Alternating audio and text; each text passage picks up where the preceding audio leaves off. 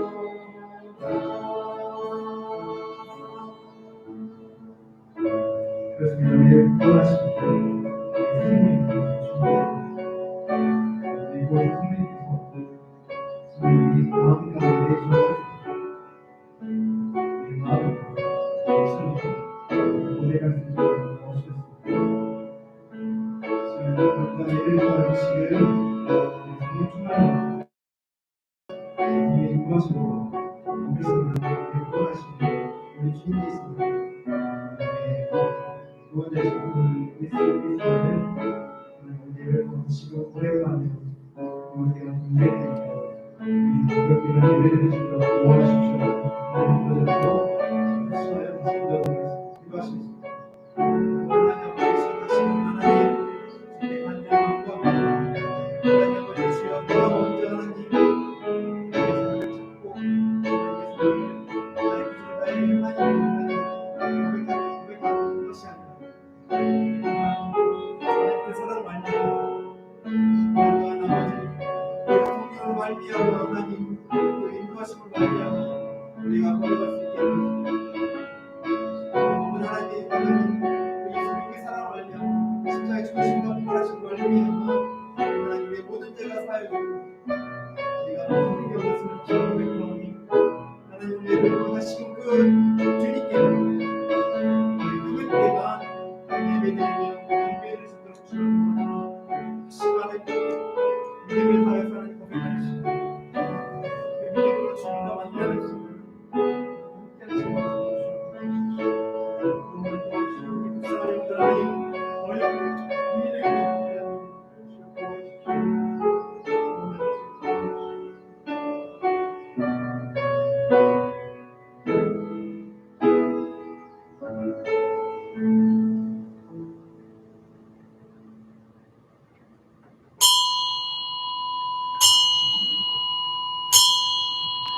기도하심으로 6월 12일 주일 예배를 하나님께 드리겠습니다.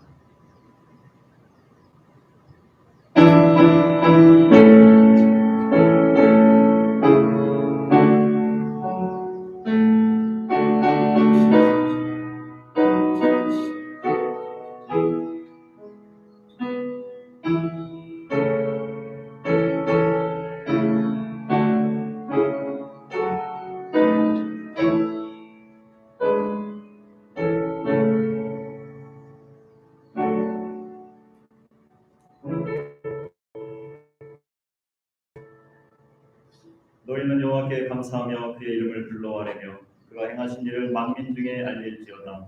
그에게 노래하며 그를 찬양하고 그의 모든 기사를 전할지어다. 그의 성호를 자랑하라. 여호와를 구하는 자마다 마음이 즐거울지로다. 여호와와 그의 능력을 구할지어다. 항상 그의 얼굴을 찾을지어다. 아멘. 살아역사하신 아버지 하나님, 오늘 오키나와 이곳에서 우리를 불러주셔서 이 자리에서 예배할 수 있게 해주심을 감사합니다. 성령 하나님께서 오늘 이 예배 자리 가운데 함께하여 주셔서 예배를 드려 나온 모든 심령들을 만나주시고 새롭게 하여 주시고 주님께 온전히 영광이 되는 이 귀한 시간으로 인도하여 주시옵소서. 주님께 온전히 맡겨오며 예수님의 이름으로 기도합니다. 아멘. 찬송가 3장입니다.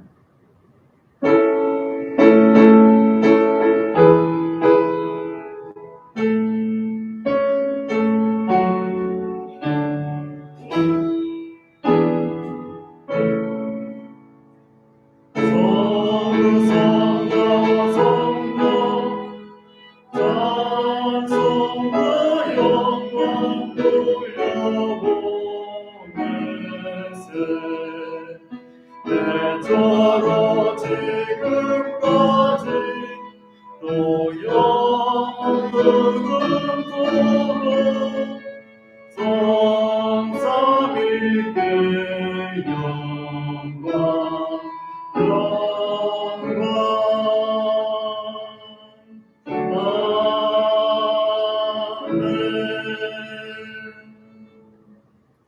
사도신경으로 우리의 신앙을 고백하겠습니다.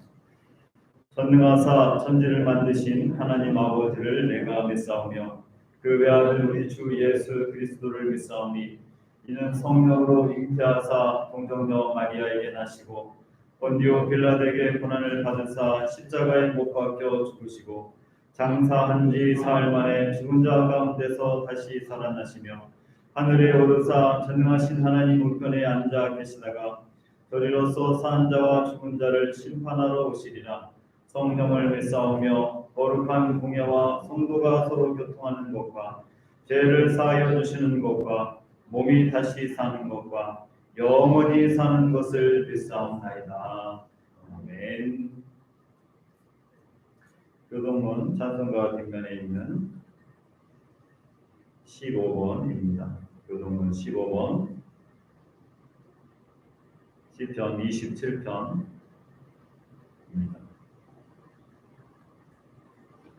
여호와는 나의 빛이요 나의 구원이시니 내가 누구를 두려워하리요. 여호와는 내 생명의 빛이시니 내가 누구를 무서워하리요. 악인들이 내 살을 먹으려고 내게로 왔으나 나의 대적들 나의 원수들이 그들의 철저하게 거두라. 군대가 나를 대적하여 진칠지라도 내 마음이 두렵지 아니하며 전쟁이 일어나 나를 쫓아내려고 하는 눈이 평안하리로다. 내가 여호와께 바라는 한 가지 일 그것을 구하리니 곧 내가 내 평생의 여호와의 집에 살면서 여호와의 악명을 바라며 그의 성전에서 사모하는 것이라. 여호와께서 환난 날에 나를 그의 초막 속에 비밀히 지키시고 그의 상과 공의한 곳에 나를 지키시며 그의 가게에 두시리로다. 이제 내 머리가 나를 둘러싼 내 원수 위에 들리리니 내가 그의 중앙에서 두꺼운 대접을 드리고 그의 악명 여호와를 찬송하리로다. 아멘. 찬송가 292장입니다.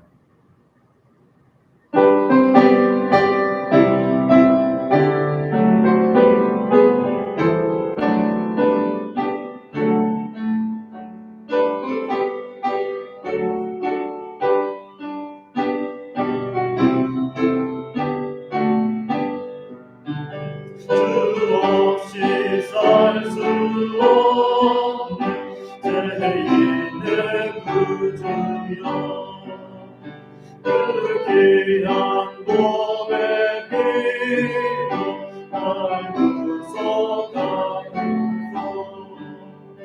그 주의 사랑으로 흘리신 보혈이 내 소망 나의 위로 내 영광 됩니다. 주 없이 살 수 없는 나 혼자 목소리 이 먹고 부족하여 지혜도 없도다.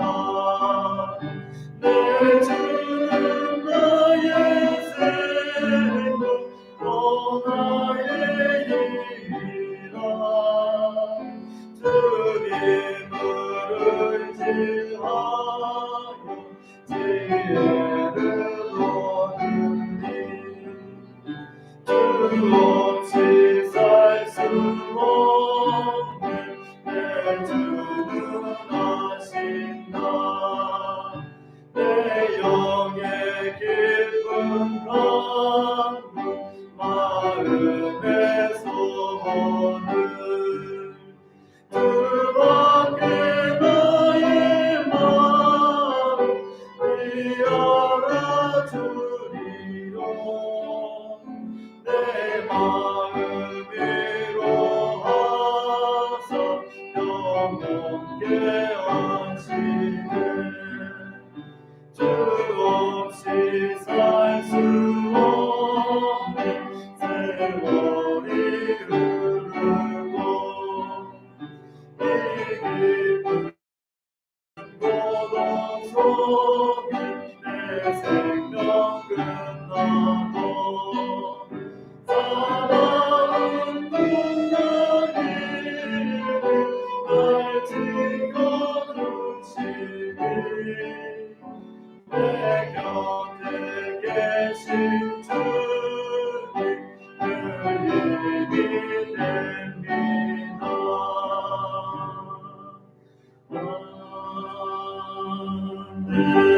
아멘. 앉으시기 바랍니다. 예배를 위하여서 김은희 권사님 기도해 주시겠습니다.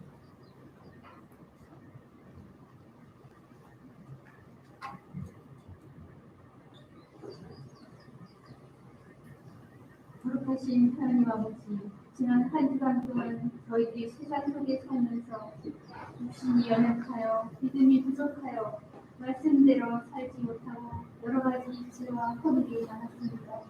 이 시간 저희들의 모든 죄를 주님께 회개하오니 주 예수 그리스도의 보혈로 깨끗함을 얻게 하옵소서.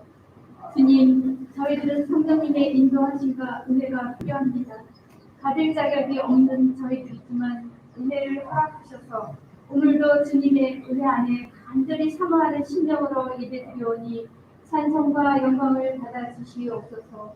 오늘도 말씀을 전하시는 목사님, 신령과 능력과 권능을 주시고 성령으로 충만케 하셔서 주님의 영광을 드러나게 하시며 주님께서 귀하게 쓰시는 종으로 삼아 주시옵소서. 저희들이 예배를 드릴 때 온 마음과 정성으로 예배하게 하시고 육신의 병으로 고통당하는 성도에게 건강과 힘을 주시고 믿음이 부족한 성도에게는 굳세고 담대한 믿음을 주시옵소서. 또 여러 가지 문제를 안고 나온 성도님들 이 시간 다 해결받고 은혜 받는 귀한 예배 시간이 되게 성령님 인도하여 주시옵소서. 오늘도 온전히 주님께 예배드리오니 마치는 시간까지 주께서 인도해 주시옵소서. 우리 주 예수 그리스도의 이름으로 기도드립니다.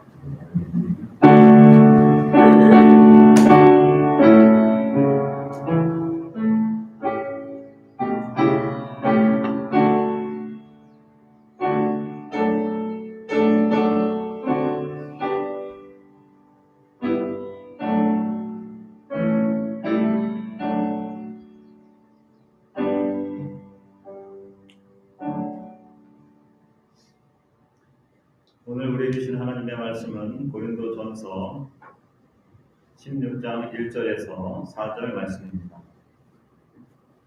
신약성경 284쪽입니다.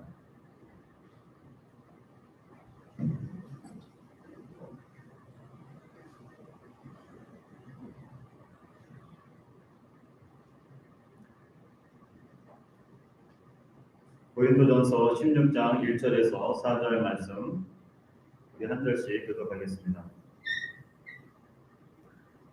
성도를 위하는 연고에 관하여는 내가 갈라디아 교회들에게 명한 것 같이 너희도 그렇게 하라.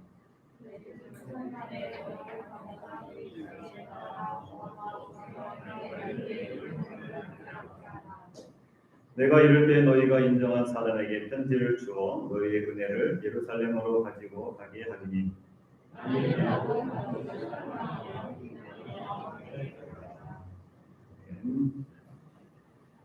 찬송가 370장입니다.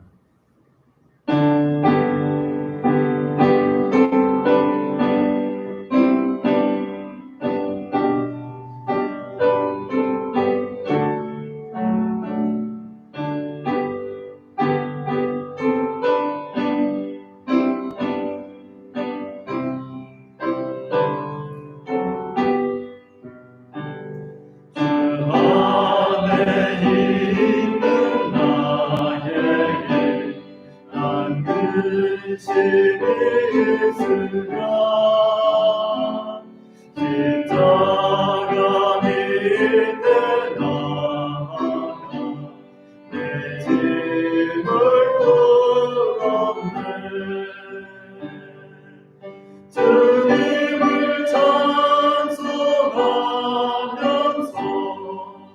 할렐루야 할렐루야 내 아들 말고 험해도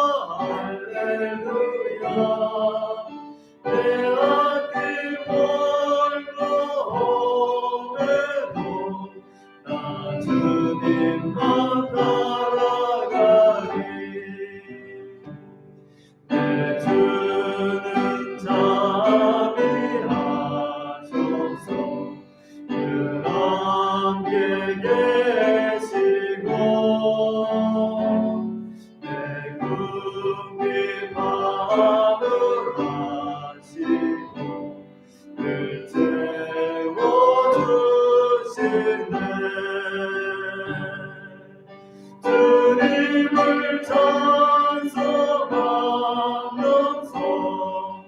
할렐루야 할렐루야 내 앞길 멀고 험해도 나 주님만 따라가리 내 주 앞에 든 언약은 영불 변하시니 그 나라 가기까지는 늘 보호하시네 주님을 찬송하면서 할렐루야 할렐루야 내 앞길 멀고 험해도 나 주님만 따라가리.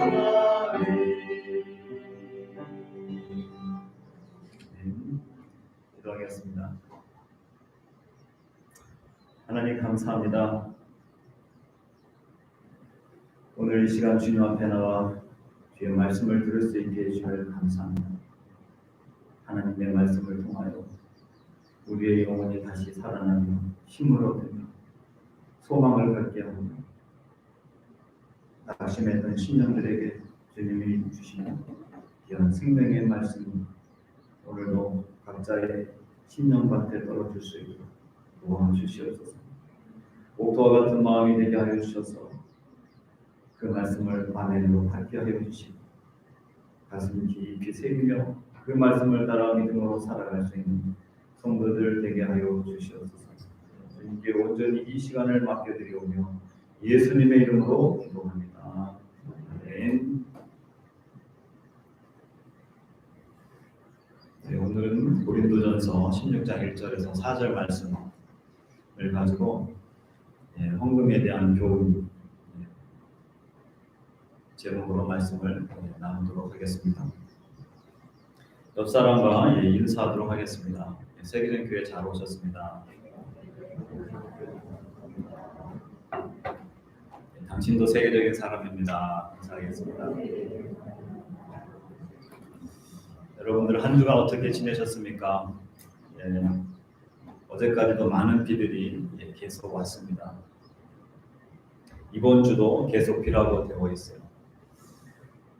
정말 비가 경험하지 못했던 지금까지 살아오면서 이렇게 많은 비가 온다고 하는 것을 저도 처음인 것 같습니다. 비를 우리가 피할 수는 없다면, 우리가 비를 피할 수 없다면 비를 즐기는 사람이 되어야 되겠다. 그런 마음이 생기기 시작했습니다. 비 오는 날에도 비를 맞으면서 농구하는 고딩들을 보면서 그런 생각이 들었어요. 비를 피할 수 없다면 아예 빗소리에서 즐기는 사람이 되어야 되겠다.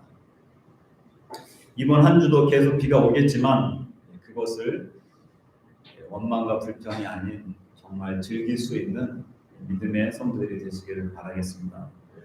여러분들 언제 돈 맛을 처음 경험하셨습니까? 저는 불로소득이 무엇인지 처음으로 경험한 적이 있습니다. 저는 시골에서 자랐기 때문에 용돈을 정기적으로 받지는 못했습니다.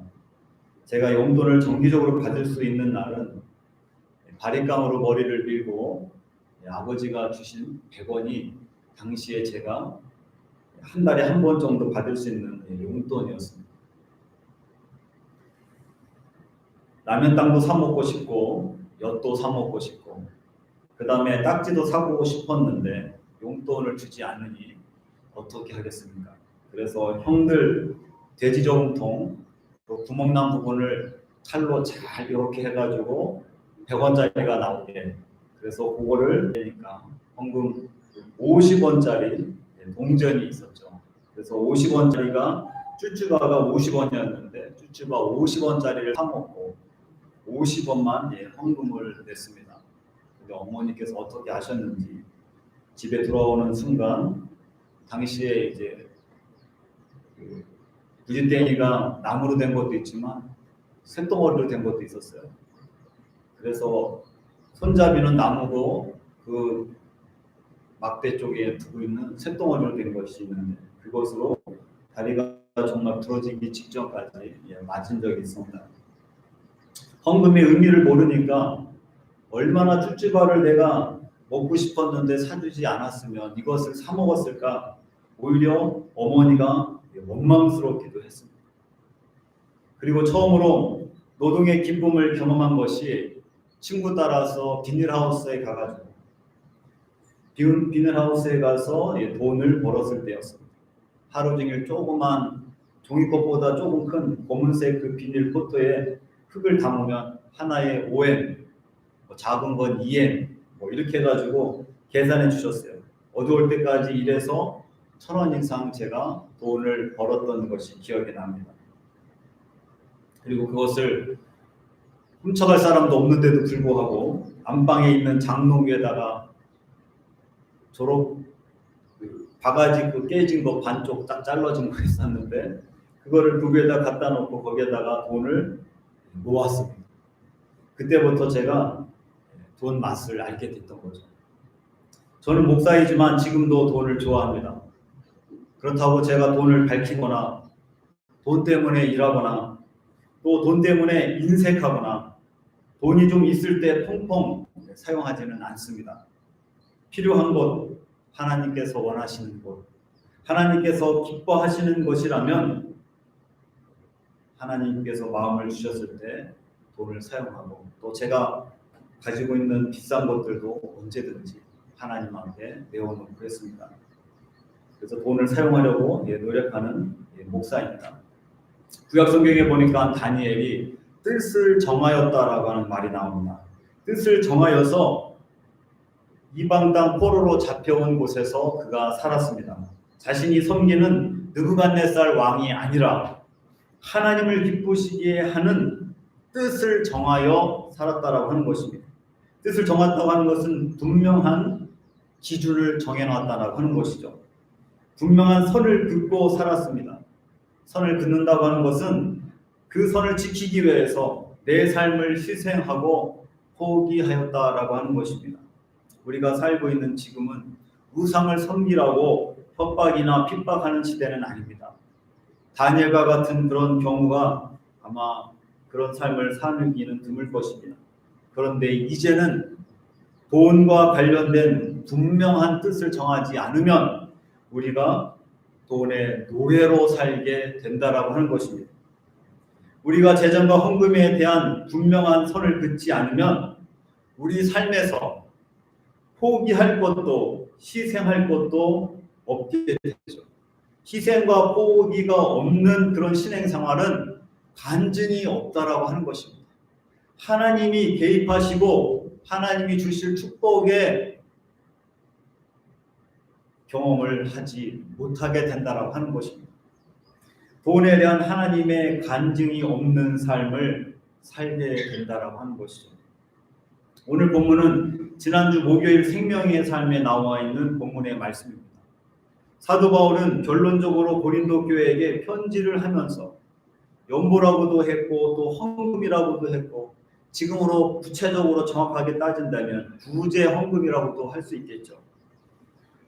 그래서 사도 바울은 문제 많았던 고린도 교회의 마지막 부분에서 헌금에 대해서 교훈을 하고 있습니다. 존 칼빈도 오늘날 교회의 문제는 헌금에 대해서 바로 가르치지 않기 때문이다 이렇게 이야기합니다. 헌금에 대해서 바르게 가르쳐서 성도들이 헌금 생활을 바로 하고 다니엘과 같이 세상 속에서 하나님이 함께 하시는 많은 간증들, 그런 간증들을 우리 모두가 경험하시기를 바라겠습니다. 어느 한 교회에 아내의 전도를 받고 자수성가한 남편이 예수님을 믿게 되었습니다. 자수성가한 사람들은 대개 거의 다 굉장히 쓸데없는 곳에 돈을 쓰지 않습니다. 알뜰하게 사는 사람이었습니다. 누가 말한 것처럼 10원도 낭비하여 쓰지 않는 사람이었습니다. 세가족으로 등록하면서 이분이 목사님에게 질문합니다. 목사님, 예수를 믿는 것은 좋은데 돈이 좀 드는 것 같습니다. 얼마나 듭니까? 담배값 정도는 듭니까? 이렇게 목사님에게 질문했어요. 그랬더니 아무개 성도님, 헌금은 믿음대로 하는 것이니까 생각한 대로 담배값 정도 들 겁니다. 알겠습니다. 이 성도가 그렇게 이야기한 다음에 담배를 딱 끊었습니다. 담배를 끊고 그 담배값을 하나님 앞에 헌금하기 시작했어요. 그리고 나서 얼마 후에 술을 끊고 술값을 헌금하기 시작합니다. 믿음이 생겨나서 집사님이 되고 11조를 드리기 시작합니다. 집사님이 되고 나서는 그 교회에서 헌금을 제일 많이 하는 사람이 되었습니다. 목사님은 그 집사님을 만나서 묻습니다. 집사님, 요즘에는 예수님을 믿는데 돈이 얼마나 듭니까? 그랬더니 그 집사님이 이렇게 얘기합니다. 목사님, 제가 요즘에는 비싼 예수님을 믿고 있습니다. 보통 비싼 예수님이 아니십니다. 생명을 주신 귀한 예수님을 믿는데 비싸게 믿어야지요. 웃길 수 있는 내용이지만 여러분들 어떤 생각이 드셨습니까? 그분은 분명히 헌금을 바로 깨닫고 또 하나님께서 헌금을 통해 주신 복을 누리며 사는 사람이 된 것입니다. 헌금이 무엇입니까? 그리고 헌금은 왜 드립니까? 이렇게 힘들고 코로나로 인하여서 먹고 살기도 힘들고 쓸 것도 부족하여서 시험이 드는 이때에 왜 교회에서 헌금을 이야기합니까? 헌금은 하나님께서 이미 내려주신 복이 너무 감사해서 드리고 바치는 것이라고 우리가 알고 있습니다. 하나님께서 우리에게 주신 복이 얼마나 될까요? 시편 103편 1절에서 5절 말씀에 보면 내 영혼아 여호와를 송축하라. 내 속에 있는 것들아 다 그 성호를 송축하라. 내 영혼아 여호와를 송축하며 그 모든 은택을 잊지 말지어다. 그가 내 모든 죄악을 사하시며 내 모든 병을 고치시며 내 생명을 파멸에서 구속하시고 인자와 긍휼로 간을 씌우시며 좋은 것으로 내 소원을 만족하게 하사 내 청춘으로 독수리같이 새롭게 하시는도다. 우리가 받은 은혜 중에서 제일 큰 은혜는 우리의 죄를 사함받은 것입니다. 죄사함의 은혜인 것이죠. 과거에 저도 초등학교 때 육상부를 했는데 저는 이제 투포한 선수였습니다. 그런데 달리기 100m 오래 달리기 선수들은 발목에 모래주머니를 차고 연습을 했어요. 그렇게 오랫동안 연습을 한 다음에 그것을 풀면 이 친구들이 정말 평소 때보다 더 빠르게 달리는 것을 보게 됩니다. 정말 날아가는 것 같죠. 짐을 갖고 사는 것과 내려놓고 사는 것은 하늘의 땅 차이라고 하는 것입니다. 죄의 짐은 우리를 더욱 힘들게 하죠. 우리가 무엇인가 짐을 들고 있으면 그것 때문에 생활들이 편하지 않게 됩니다. 심지어는 꿈속에서도 그 죄의 짐에 눌려서 악몽을 꾸기도 합니다. 그런데 예수님의 피가 우리의 죄의 짐을 사라지게 하는 것입니다. 죄가 있을 때에는 괴롭죠. 그러나 예수님께서 우리의 죄를 사해 주셔서 그 죄값을 치르지 않고 구원을 받고 하나님의 자녀가 되었다라고 하는 것, 그것은 우리로 하여금 기쁘고 평안 가운데 살게 하는 것입니다. 그것이 우리가 받은 얼마나 큰 축복입니까? 믿지 않는 사람들은 아무리 이야기해도 깨달을 수 없는 부분이지만 이미 예수를 믿고 이 죄사함의 기쁨을 누리는 사람들은 이게 무슨 말인지 알게 됩니다. 더구나 우리는 오늘 죽어도 하나님의 나라에 갈 수 있는 자들입니다. 천국에 갈 수 있는 자들입니다. 얼마나 감사합니까? 시편 116편 10절에 보면 여호와께서 내게 주신 모든 은혜를 무엇으로 보답할꼬? 여호와께 내게 주신 모든 은혜를 무엇으로 보답할꼬? 이 말씀이 저와 여러분들 신앙 고백이 되시기를 주님의 이름으로 축원합니다. 헌금은 어떻게 드려야 하는가? 오늘 고린도 교회 성도들에게 사도 바울을 통해 주신 말씀을 다시 한번 우리가 배우고자 합니다. 먼저 주일날 드려야 된다라고 이야기합니다. 주일날 드려야 된다. 사도 바울이 이 헌금 이야기를 할 때, 연보 이야기를 할 때 예루살렘 교회가 흉년이 들었습니다. 교회도 흉년을 만났고 힘들고 어려운 시기였어요. 여러분들 성경에 보면 복을 받은 아브라함도 흉년을 경험하고, 복을 받은 이삭도 흉년을 만났고, 복을 받은 야곱도 흉년을 만나게 됩니다. 죄를 지은 아합만 가뭄과 흉년을 만난 것이 아니라 복을 받았던 아브라함과 이삭과 야곱도 예루살렘도 흉년을 만났습니다. 흉년을 만났을 때 회사도 안 되고 가정의 집안일도 안 되고 정말 하나님께서 나를 버리셨나라고 생각이 들 때도 있겠죠. 그러나 아닙니다. 그때도 하나님께서는 크신 섭리를 가지고 우리를 깨닫지 못하는 일을 하고 계신다고 하는 것입니다. 아브라함이 흉년을 만난 것도 하나님께서 복을 주시면 잘 되는 것을 아브라함의 사건을 통하여서 우리에게 말씀해 주십니다. 이삭의 흉년도 마찬가지였고 야곱의 흉년도 오히려 그 흉년이 그의 가정과 그의 가문을 더욱 복되게 하셨다라고 하는 것입니다. 우리가 죄를 지어서 흉년을 만나게 되면 우리는 회개해야 되겠죠. 죄가 지은 것이 없는데도 흉년을 만났을 때에는 기다리고 인내하는 것입니다.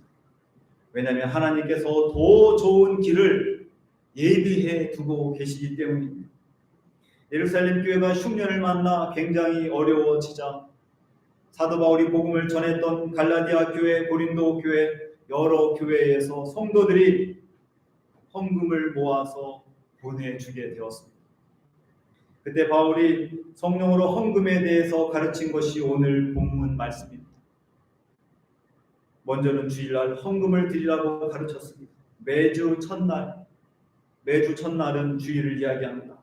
주님의 날로 정한 그 날에 하나님께 구별해서 드리라고 하는 것이 바로 헌금입니다. 구별한다고 하는 의미가 헌금에 들어 있습니다. 구별한다고 하는 것은 정성이 들어가는 것이죠. 그냥 세금을 내거나 교회 회비를 내는 개념이 아니라 나를 구원해 주신 예수님의 사랑에 감사해서 주님의 날에 드리는 것이 바로 헌금이라고 하는 것입니다. 우리는 이것을 기억해야 됩니다. 그리고 그 다음에는 오늘 본문에 보니까 너희 각 사람이 수입에 따라라고 이야기합니다. 각자 수입에 맞게 드리는 것이 헌금입니다. 정성도 중요하고 마음도 중요하지만 수입에 맞게 그 액수도 중요하다라고 하는 것입니다. 누가복음 21장에 보면 예수님께서 눈을 들어 헌금깨를 보십니다. 헌금하는 사람들도 보시고 헌금하는 액수도 보십니다. 부자들이 꽤 많은 돈을 헌금깨에 넣었어도 예수님께서는 감동을 받지 않으십니다. 그런데 가난한 과부가 2렙도 넣는 것을 보시고서는 감동을 받습니다. 2렙도는 당시 헌금 낼 수 있는 최소의 금액입니다. 그거보다 더 작은 금액 한 렙도는 하나님 앞에 헌금을 드리지 못하도록 했어요. 가난한 과부에게는 생활비 전부였습니다. 가난한 과부는 그 돈으로 쌀도 사고 반찬도 사야 하는데 하나님께 드리고 싶어서 그 전부를 헌금궤에 넣었다라고 한 것입니다. 그것을 보고 예수님께서 감동을 받으셨고 이 여인이 헌금한 것이 제일 많이 했다, 그렇게 예수님이 칭찬하십니다. 그 헌금을 드리고 이 과부는 어떻게 되었을까요? 생활비 전부였다고 합니다. 어떻게 되었을까? 굶어 죽었을까요? 거지처럼 구걸하면서 다녔을까요? 저는 분명히 그 삶을 하나님께서 책임져 주셨을 거라고 믿습니다. 일용할 양식을 하나님이 분명히 채워주셨을 겁니다. 우리가 매일 드리는 헌금이 하나님께 칭찬받는 그런 헌금이 되시기를 주님의 이름으로 축원합니다. 오늘 또 세 번째로 헌금에 대해서 알려주신 교훈은 미리 정해서 하라고 가르치셨습니다. 미리 정해서 해라. 오늘 본문에 보니까 모아두어서 헌금을 하라고 얘기합니다. 즉흥적으로 주머니에서 잡히는 대로 헌금하는 것이 아니라, 지갑을 열어서 그냥 눈에 띄는 것을 헌금하는 것이 아니라 미리 예비해 두었다가 하라고 말씀하십니다. 기준을 따라 헌금하는 주님께서 말씀하십니다. 어떤 사람들은 설교를 듣고 은혜가 되면 헌금을 조금 더 하고, 은혜가 안 되면 헌금을 적게 내고, 찬양 가운데 이런 찬양이 있었죠. 내게 있는 모든 것을 아낌없이 드리네. 이 찬양을 드리는데 주머니에 지갑에 돈이 많은데 다 바치지 못하는데 어떻게 지갑에 있는 것을 다 드린다라고 얘기할 수 있지? 그랬더니 그 사람은 찬양을 할 때마다 마음에 가책을 느꼈는지 그 다음부터는 지갑을 가지고 오지 않고 신용카드만 가지고 왔다고 합니다. 이런 경우에 놓고 우리가 생각해 볼 때 헌금은 즉흥적으로 되는 것이 아니라 미리 얼마 헌금하겠다라고 정해놓고 하나님과 내 자신이 약속을 하고 하나님 앞에 헌금을 드리는 것입니다. 저도 신앙생활하고 또 결혼도 하고 자녀를 양육하면서 감사헌금을 드릴 때마다, 둘이 감사헌금을 드릴 때도 있지만 아이가 한 명씩 생길 때마다 아내랑 야, 우리가 한 사람이 더 생겼으니까 헌금을, 감사헌금을 더 내자. 그래서 하나님이 5명을 주셔서 4명 있을 때보다도 5명 있을 때 더 헌금을 많이 내도록 하나님이 그렇게 은혜를 주셨습니다. 11조는 정해서 드리면 안 되죠. 11조는 하나님 앞에 하나님께서 주신 것에 정확하게 10분의 1을 드려야 되는 것이지, 11조를 내가 드릴 수 있는 만큼 저로 드리는 것은 하나님이 기뻐하시지 않습니다. 한 달 드릴 헌금들도 미리 정해놓고 제일 새 돈으로 구별하여서 드릴 수 있는 그 마음, 하나님께서 기뻐하시라고 믿습니다. 한국교회에서 나온 웃긴 이야기입니다. 1,000원짜리 지폐하고 10,000원짜리 지폐가 오래간만에 한 지갑에서 만났다고 합니다. 1,000원짜리 지폐가 10,000원짜리 지폐에게 말했습니다. 형님, 오래간만입니다. 어디를 다니시기에 그렇게 만나기가 어렵습니까? 1,000원짜리 동생에게 이야기합니다. 나는 너무 바빠. 왜 그렇게 바쁘세요? 미장원에 가야지, 식당에 가야지, 백화점에 가야지, 은행에 가야지, 얼마나 바쁜지 몰라. 그랬더니 1,000원짜리가 이야기합니다. 형님은 좋겠습니다. 나는 밤낮 가는 곳이 교회뿐입니다. 누가 만들었는지는 모르겠어요. 이런 예화가 왜 만들어졌는지 모르겠지만, 하나님 앞에 헌금하는 것이 얼마나 성의 없이 또 드렸으면 또 이런 예화가 나왔을까 생각이 듭니다. 헌금은 기분 따라 하지 말고 정해서 하나님께 드리는 것입니다. 헌금은 기도하고 정한 후에 준비해서 드리는 것입니다. 내가 손해가 될지라도 하나님 앞에 내게 받은 복을 세어보면서 하나님이 주신 그 은혜에 감사하여서 드리는 것이 바로 헌금이라고 하는 것입니다. 그런 성도들이 되시기를 주님의 이름으로 축원합니다. 헌금은 또한 믿음으로 드려야 되는 것입니다. 믿음으로 하지 않는 것은 하나님께서 죄라고 말씀하셨어요. 히브리서 11장 6절에 보면 믿음이 없이는 기쁘시게 못하나니, 이런 표현들이 있죠. 우리가 하나님께 헌금하는 것, 하나님을 기쁘시게 해드리는 것입니다. 하나님께서 액수가 많느냐, 액수가 많이 낸 사람을 기쁘게 하는 것이 아니라 믿음으로 드린 그 사람을 하나님이 기뻐하시는 것입니다. 믿음이 없으면 하나님을 기쁘시게 할 수 없다라고 얘기했죠. 믿음이 과연 무엇입니까? 내가 하나님 앞에 드리는 것이지 교회에 드리는 것이 아니라고 하는 것입니다. 사람에게 보이기 위해서 드리는 것이 아니라 내가 받은 복이 감사하여서 하나님께 드리는 것, 그게 바로 믿음으로 드리는 것이죠.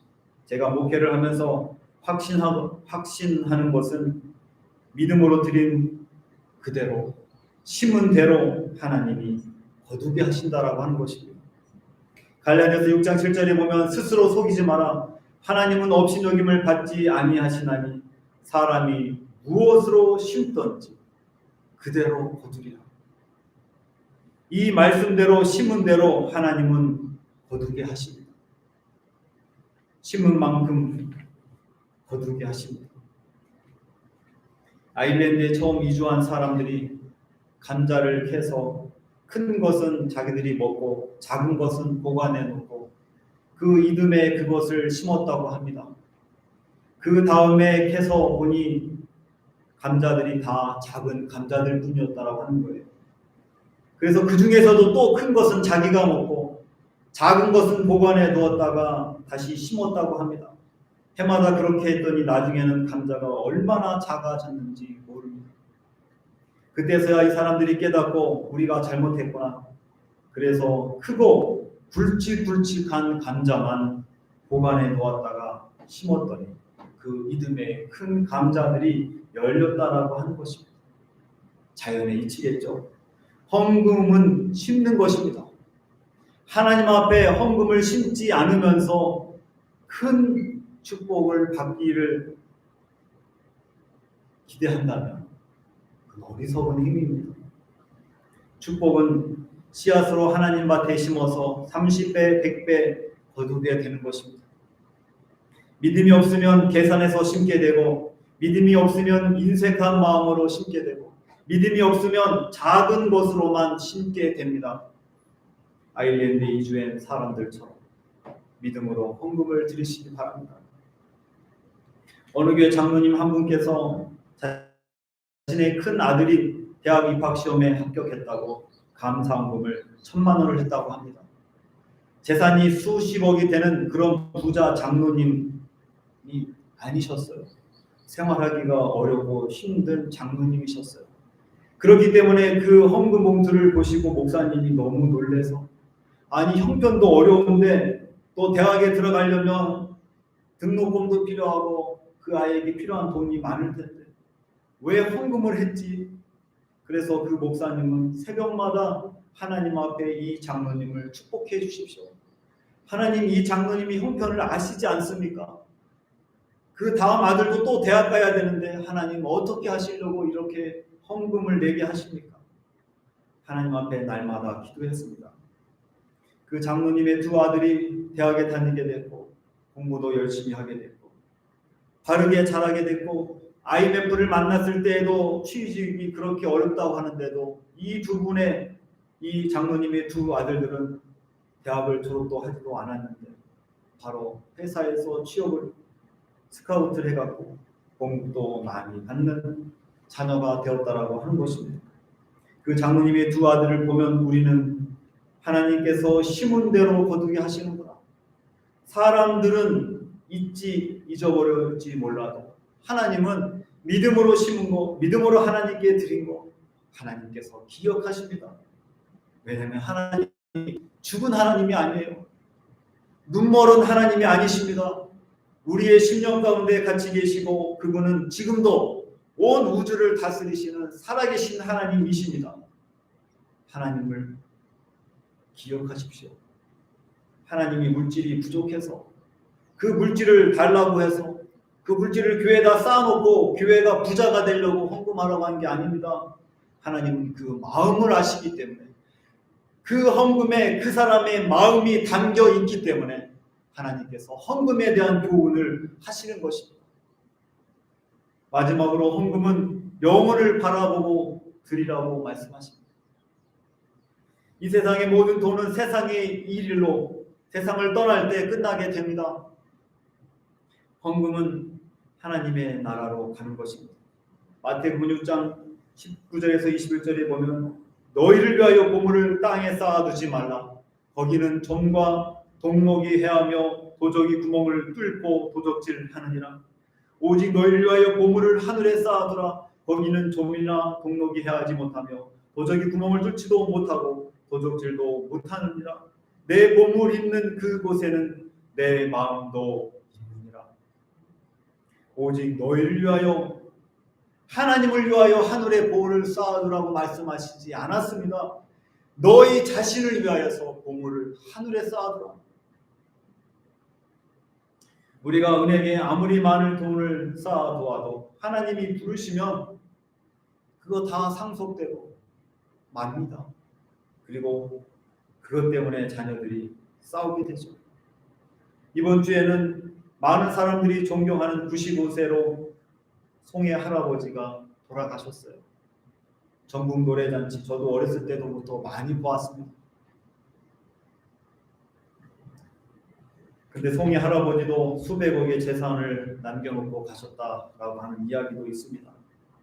우리는 하나님이 부르시면 아무리 많은 재산을 자기가 갖고 있다고 해도 한순간에 다 놓고 가야 됩니다.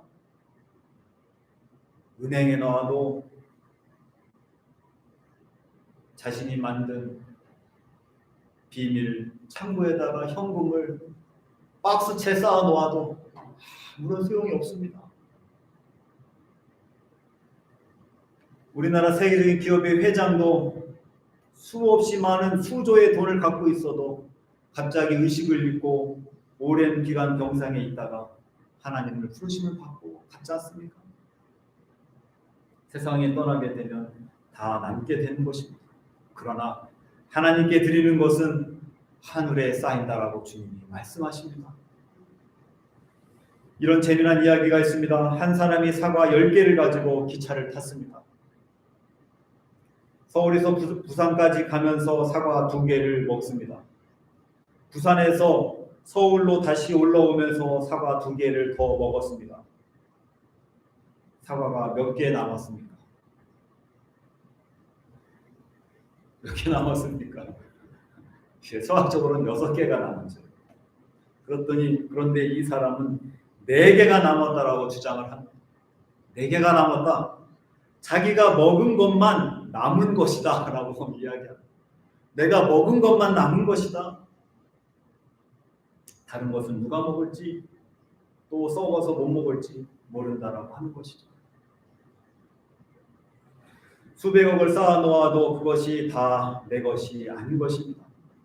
내가 하나님께 드렸던 헌금들, 그것들이 이 땅에서 축복으로 경험도 하지만 하나님 나라에 쌓인다라고 주님이 말씀하셨어요.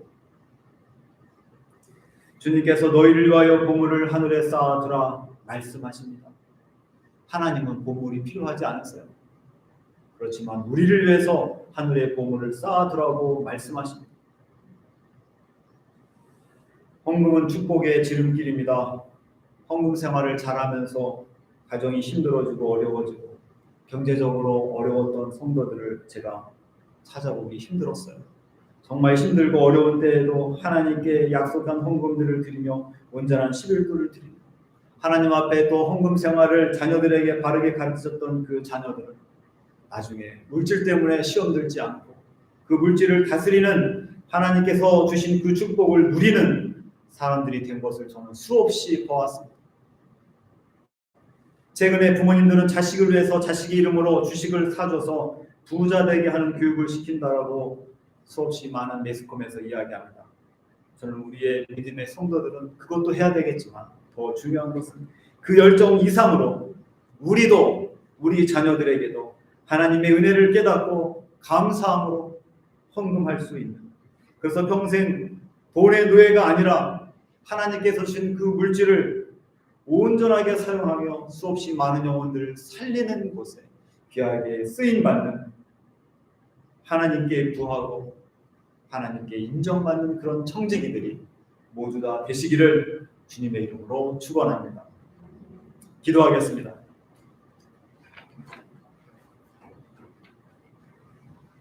살아역사하신 아버지 하나님 감사합니다. 주님께서는 물질이 필요해서 우리에게 헌금을 통하여서 돈을 착취하시는 분이 아니며 온 땅을 말씀으로 창조하시며 모든 것을 다스리시고 모든 것의 주인 되신 분이십니다. 우리가 드려지는 이 헌금을 통해 우리의 마음이 담겨져 있고 우리의 사랑이 담겨져 있고 우리의 헌신이 담겨져 있기 때문에 이 헌금에 대한 교훈을 고린도 교회에도 수없이 많은 성도들에게도 또 오늘 이 자리에서 예배드리는 우리 오키나와 성도님들에게도 하시는 줄 믿습니다. 사람의 말이 아닌 하나님의 말씀으로 받고 하나님께서 주신 그 은혜대로 하나님 앞에 온전히 헌금할 수 있는 믿음의 성도들 되게 하여 주시옵소서. 그래서 이 땅에서뿐만 아니라 주님께서 허락하신 영원한 하나님의 나라에서도 풍성한 삶으로 인도하여 주시옵소서. 감사드리며 예수님의 이름으로 기도합니다. 아멘. 찬송가 42장 부르시면서 준비하시는 걸 하나님께 드리겠습니다.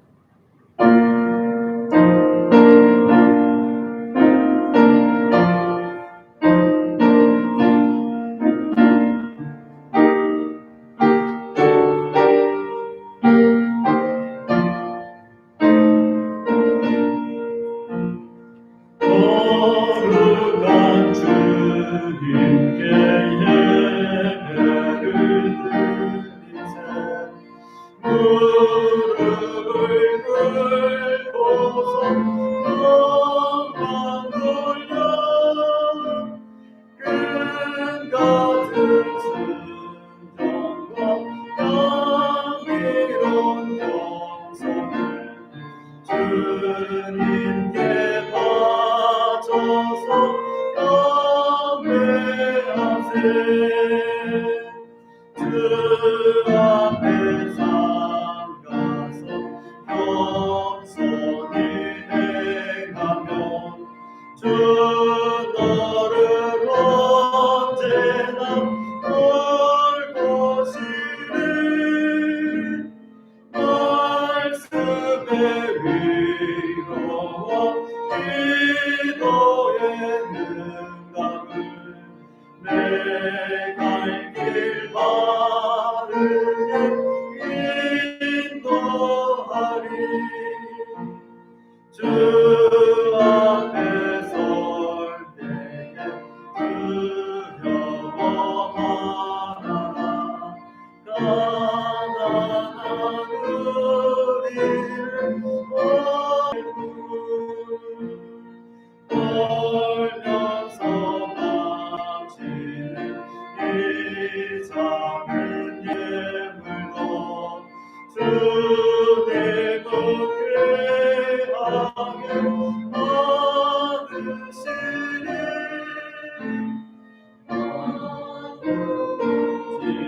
지나고 새하지 마니 믿음과 소망을 주시니